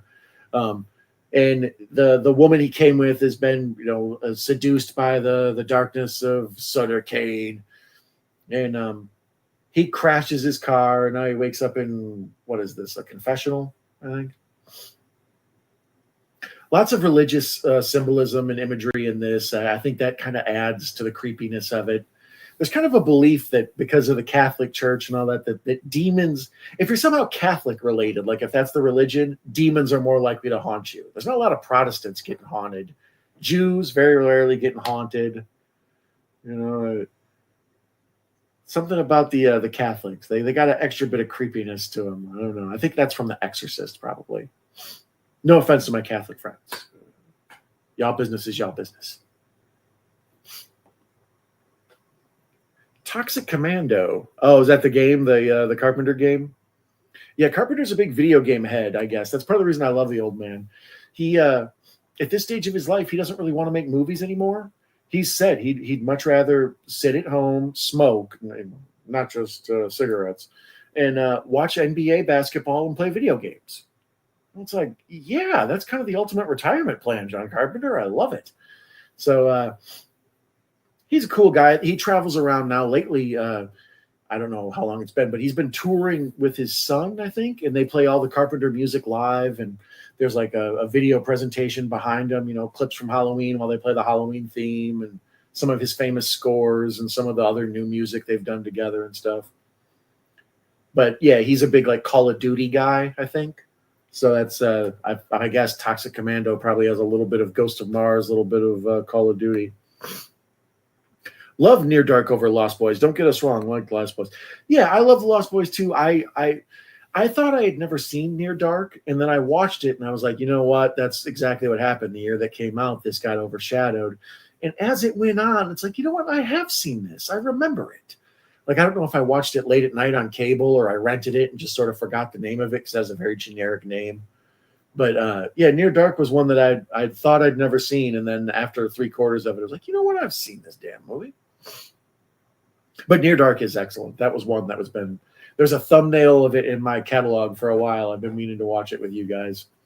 That's one that's hard to track down. I wanted to watch it and couldn't find it on streaming for years, and found that one on. I can't remember what streaming service it turned up on eventually, but when it was finally out, I was all over it. And it was on Shutter. That's where it was. And then actually, after I finally bought Shutter so I could watch it Near Dark, then it came on Tubi. It's like, oh, so yeah, here's this creepy Exorcist Catholicism scariness where they're talking to each other in hushed tones through the confessional. But it's awesome because they can do the half like shaded lighting where half their face is black and then the other half has like the grates, on it. So it looks very creepy and almost like tattooed faces. Now watching Nobody 2, and it's afternoon for me in the Philippines. So good night, y'all. Mabuhay. Well, good night to you also, my friend Prince. Thanks for joining us, Rorschach. I've been meaning to check out Nobody 2. Like I said, I had mentioned Nobody 1 earlier. I really enjoyed it. So yeah, I will be checking out that one too. So let me know if you like it. And have a good night. Thanks for joining me, my friend. I like his early film, Someone's Watching Me. Is that Carpenter? I know he had written some stuff. Oh, yes. Did he just write that or did he direct it in? What was the deal with that? There was something off, different to me about that one. I don't remember. Was it just straight up with Adrienne Barbeau? That's another one. They're a weird couple, right? Like it's not unusual for the big Hollywood director to marry kind of the pretty lady, that often happens, who's in his movies, is his starlet. She becomes like his ingenue or whatever. But yeah, Adrienne Barbeau and Carpenter, that's a weird relationship, especially since he was previously with, what's her name? Deborah Hill, who like produced all his movies. I believe they were a couple and then they split and he got with Adrienne Barbeau and Hollywood gossip, boy, they be some swingers.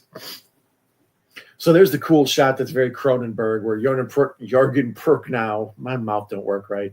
Jürgen Prochnow, where he's like standing in front of the door that's like a beating heart and it's all like slithery and red and just kind of But he looks like a crazy old priest. So he looks like someone from a video game is what he looks like.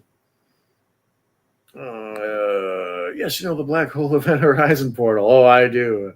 You have that PS2 game. We're talking about that Thing game, I'm assuming.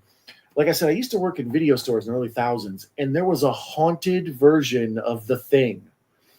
We rented it out to somebody, and they brought it back, and then the PS2 game, The Thing, whatever it's called. And they brought it back, and they're like, this game wiped out my memory card.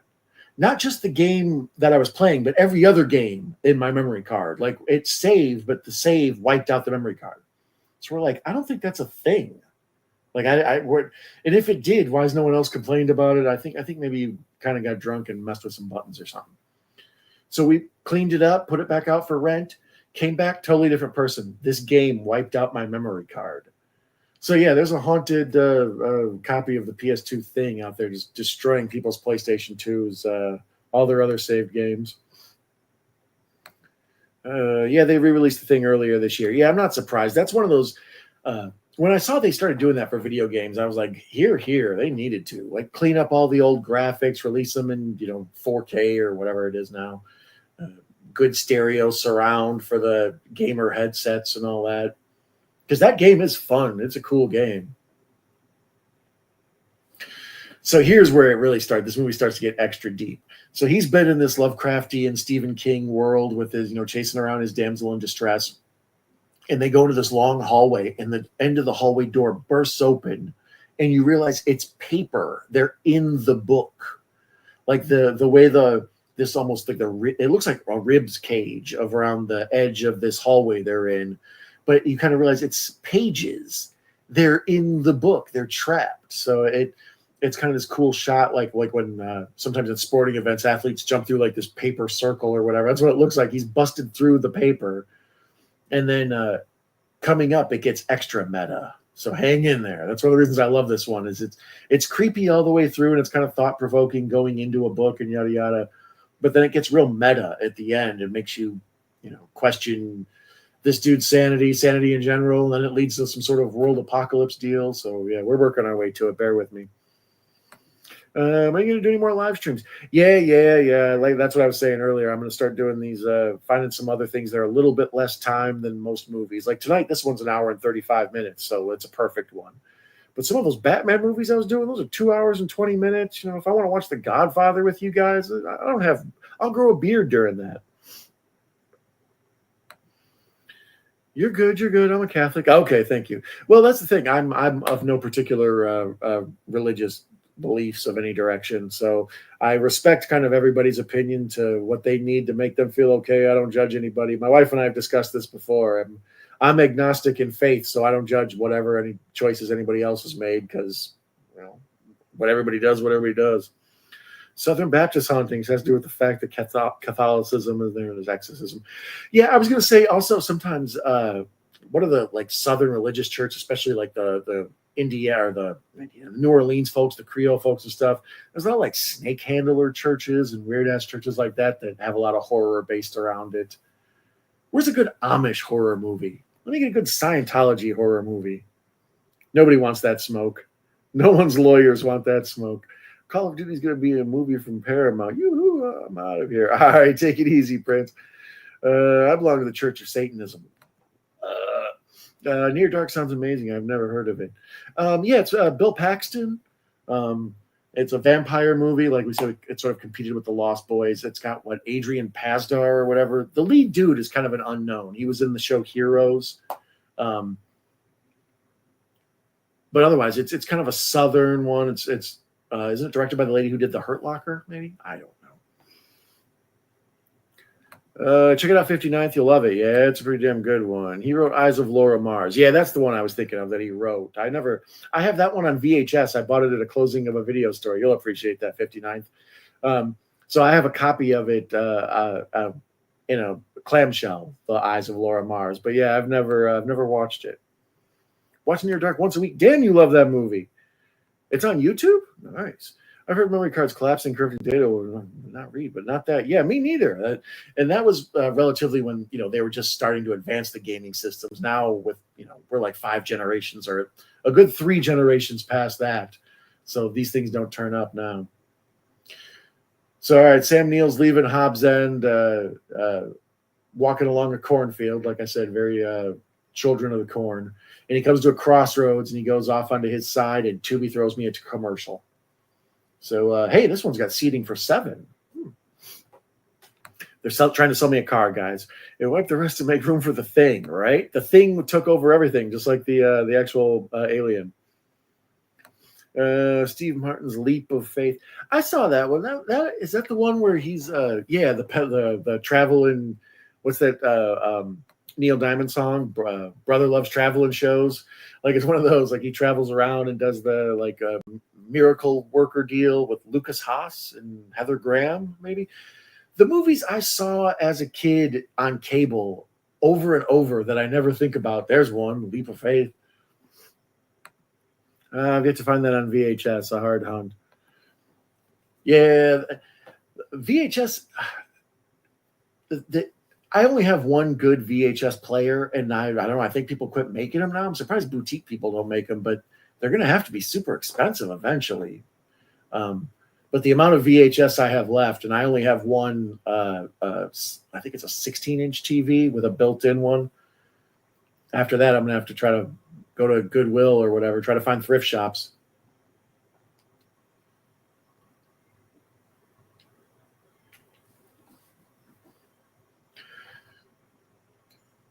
So now Sam Neill's hitchhiking his way out of Hobbs End. That sounds funny. Yeah, this is just so humongous for, like as it's called, scope. Like it doesn't feel like we're trapped in one room. You know, he's been all over New York. Now he's been to New England. Now he's in, he's been in churches. He's been in a hotel. He's been in the damn mental asylum. It doesn't feel like a confined film. Are you ready for a miracle? 35 VCR summer DVD combo here. 35? Wow. It's like Clerks. 37?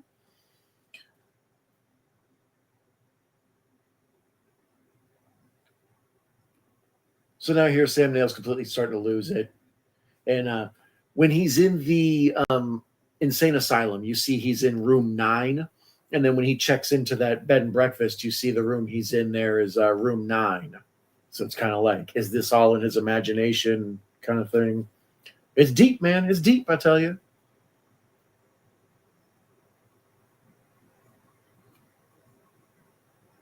And then here, this kid behind the counter, he's got this sort of Freddy Krueger sweater on. It's blue and gray, but it's the exact same stripes and stuff.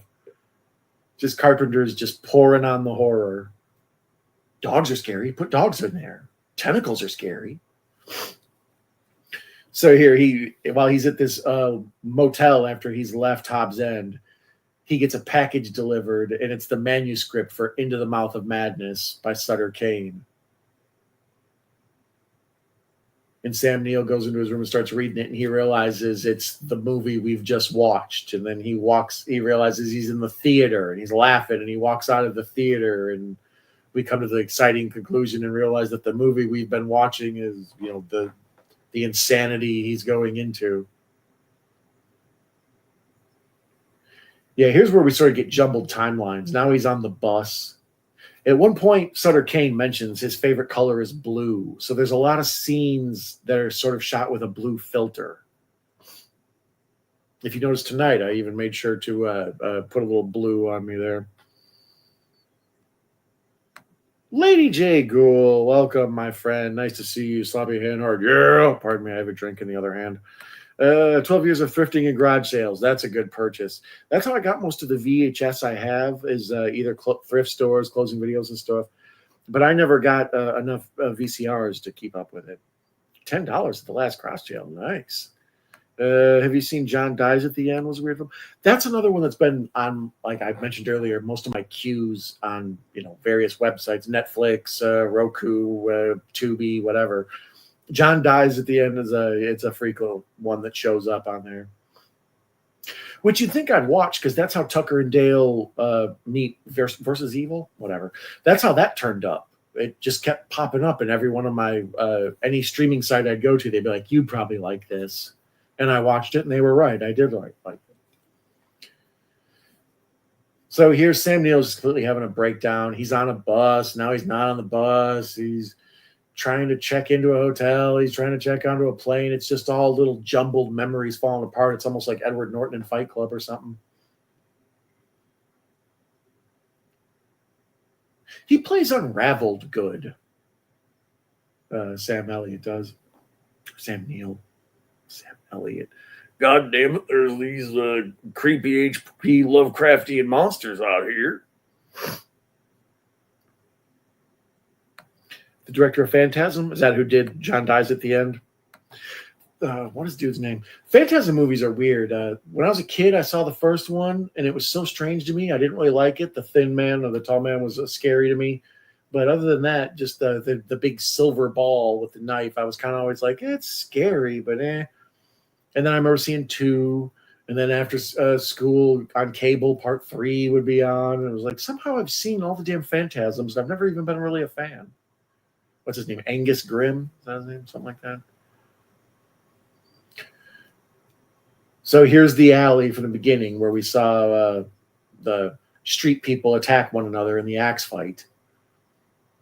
And we're back at the publishing company with the crazy skyscraper view, Charlton Heston.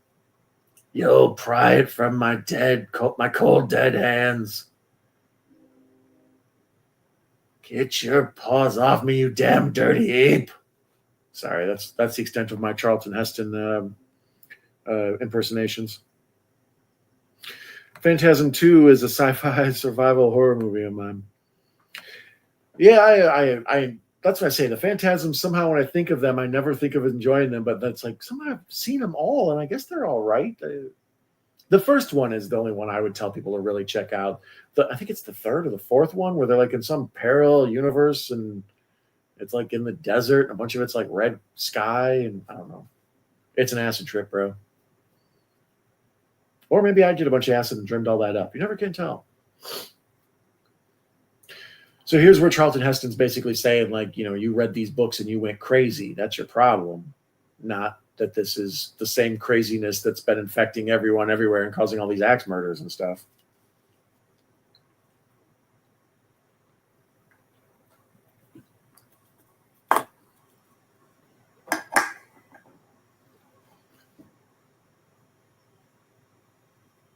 Sorry, I got caught up watching. Charlton Heston is a dynamic actor. You can see why he was, you know, the big deal that he is. Did you guys ever see Needful Things? Speaking of Stephen King, I think it was Charlton Heston's son that directed that. That one feels like a novel. There's like the 2.5 hour version, and there's like the 7.5 year version.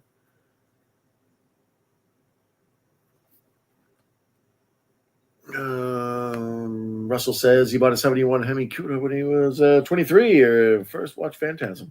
Yeah, that car is boss. That's some stuff Carpenter would like. I love it. My nightmares are better than reality. Jay. Too many Silent Hill games for me. Yeah, Silent Hill, that was a game I loved.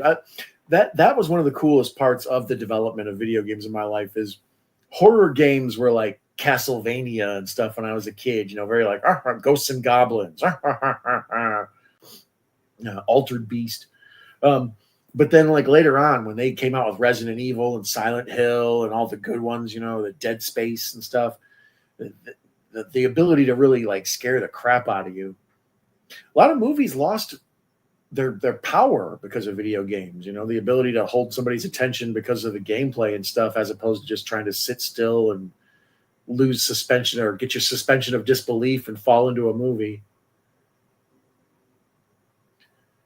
So here's some dude comes out of the bookstore, and as I mentioned, Sutter Cane likes blue. So basically, whenever we get a close up of somebody's face, they almost always have blue eyes. So he's going into this bookstore, and this guy comes out, and his eyes are bleeding, and he's got this like crystal blue eyes. And he says, "Do you read Sutter Cane?" Sam Neill asks him, and the guy's like, "Yeah." And he goes, "Good." And he takes out a big shiny silver axe and plants it right in his head. And here's where he explains to the doctor. The doctor is played by,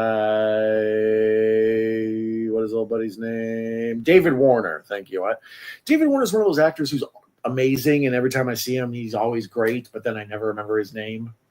I think that's the key to being a that guy actor. You know, it's like, oh, that guy. Every time he turns up, I like him. And we're back in the insane asylum, the mental wellness facility. So we're back at the nut house. And he's here. He's all covered up in crosses. And he's, you know, trapped in the padded room. And it's all got crosses drawn all over it to keep the evil out.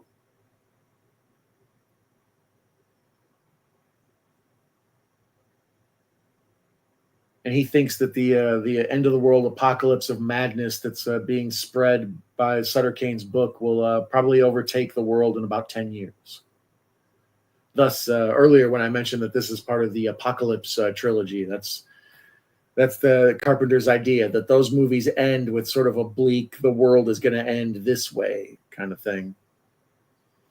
And here's what's his name. I always forget his name too. The guy that played John Glover, the guy that played Clamp in Gremlins 2. And he was in Batman and Robin, I think. But he turns up in all sorts of stuff. He's just like this big, he does big, huge, broad performances, and it's always sort of wacky and fun. But he's the kind of the Dr. Chilton. Is that the dude's name from Silence of the Lambs? The gatekeeper of the insane asylum?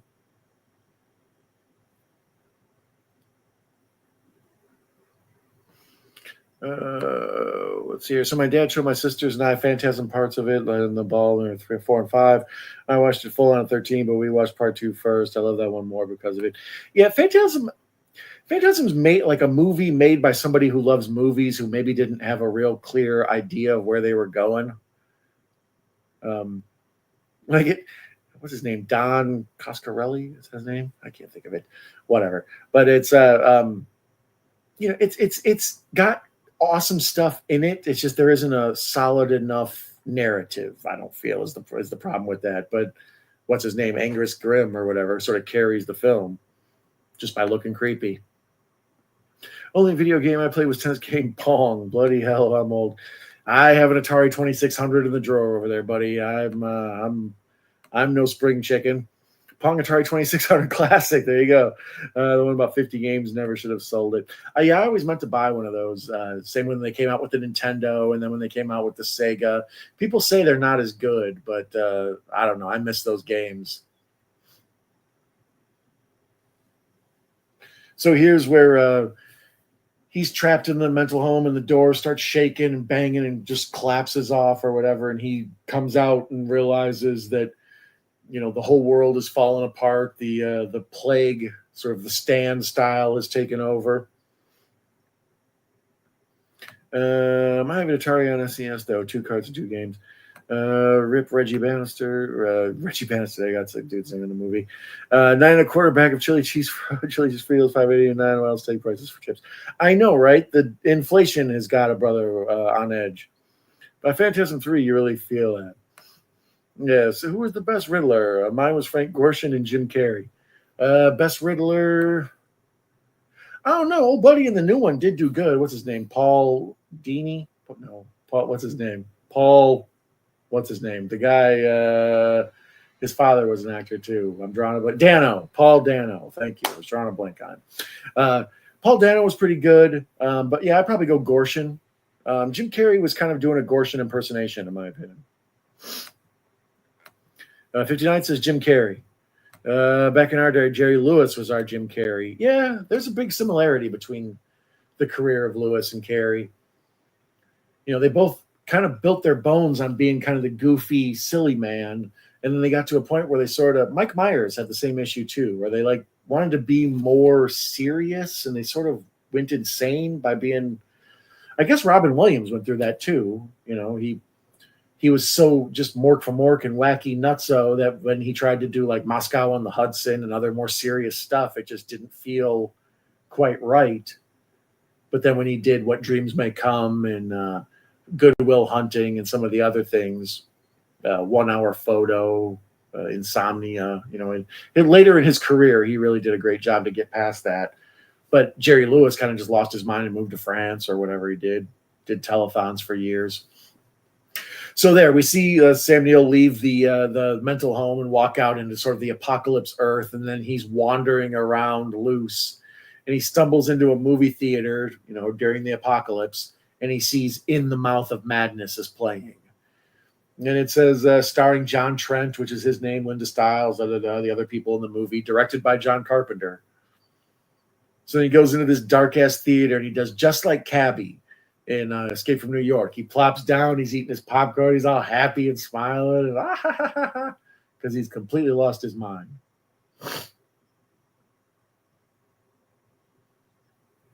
Yeah, he's having a flashback of all the stuff we've seen, a lot of these blue filter shots and stuff.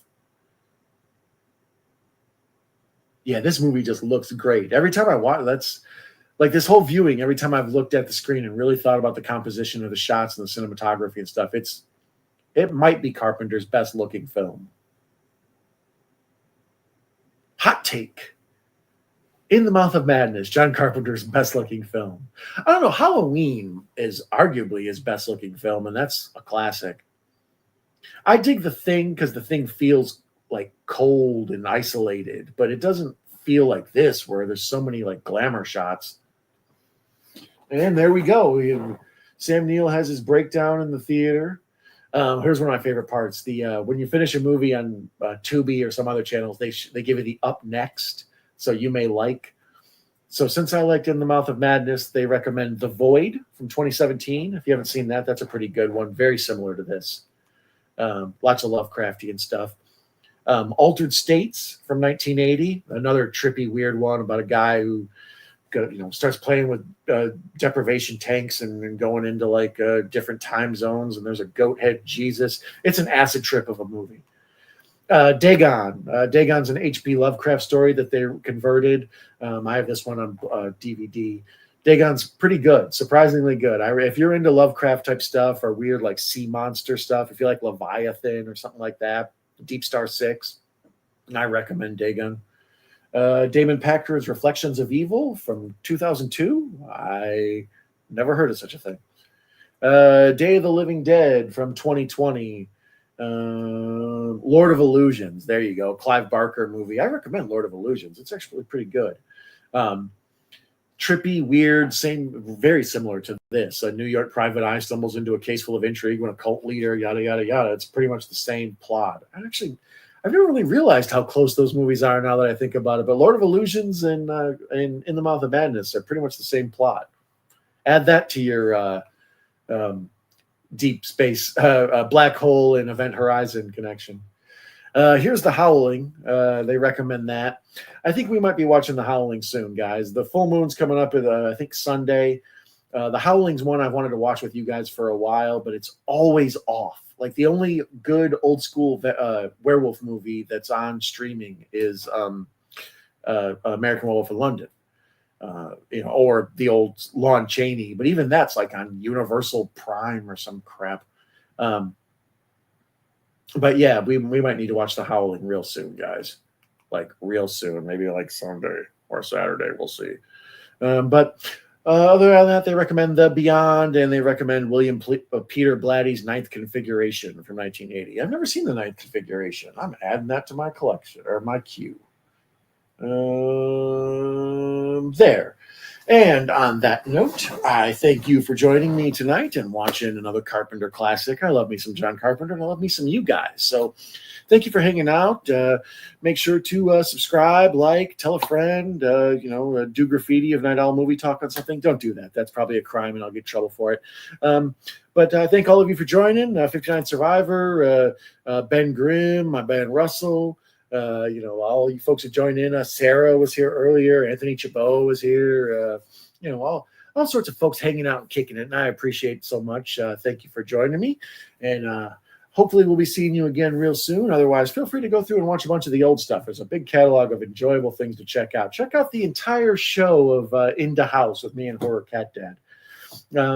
Other than that, I say goodnight to Lady J. Schools. Lady J. Ghouls, she says sweet screams. Oh! And 59 says, thank you for setting this up, broski. Thank you for joining me and then tolerating me getting stuffy nose during the end. I appreciate it. Russell says, The Howling is great, right? I love me some D. Wallace. Russell says, good night, Big Don and Chet. I say good night, Russell, my friend. Been too long, ready for another. Yeah, I am due for another Sunday, hopefully full moon, right? Oh! Anyways, werewolf noises aside, thank you for joining me, and I wish you, my friends, nothing but high tides and green grass forever. Thank you for joining me. I love you. Adios, amigos.